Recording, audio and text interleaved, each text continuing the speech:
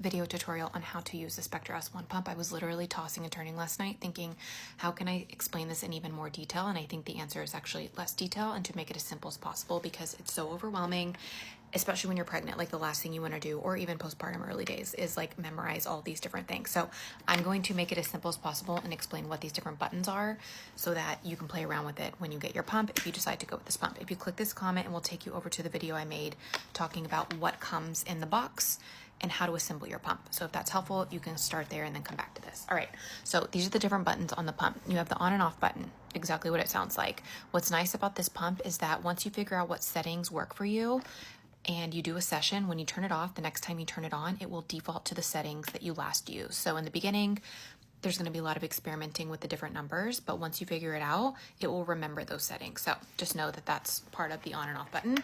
You also have the nightlight button. I've literally never used it, but I suppose if you want to pump in the middle of the night and you want to use this as your nightlight, that's there for you. The little wave button right here is what is going to switch you between the two different settings on this pump. There's only two modes associated with this pump. There's the letdown mode and the expression mode. The letdown mode is where you will always start, and you'll know you're in letdown mode because you'll see the wave icon up here in the corner, okay?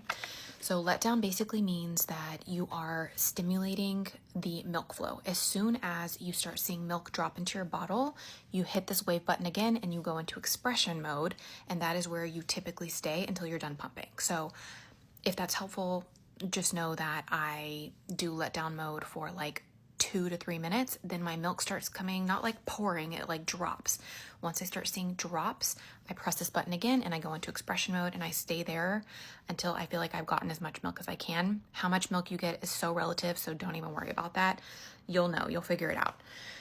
Okay, then you have the vacuum and the cycle. The cycle basically just means how fast it's going, and the vacuum is how intense the suction is. So when you are in letdown mode, which is where you always start, typically your cycle is high and your vacuum is low. It's mimicking what it would be like if your baby was nursing. So when they're trying to stimulate milk flow, they're moving very fast and their suction is very shallow. So I'll just show you what my numbers are.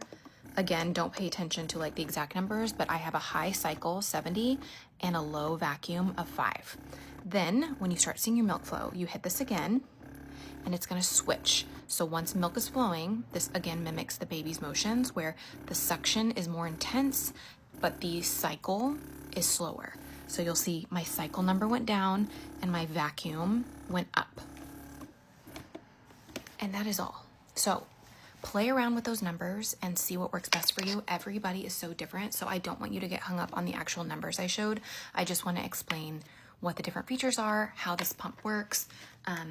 Again, you want to make sure that the actual pump parts are connected on both of these. Otherwise, everything I just showed you is not going to work. And I go into more detail about that in this video. So I hope that's helpful. It's so overwhelming. I literally threw my pump across the floor and I said, I can't produce milk because I was so frustrated and nobody taught me how to use this.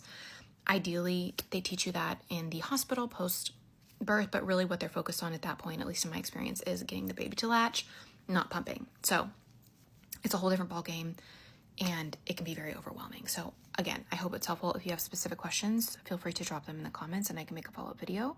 But for now, I think that's a good place to start. Okay.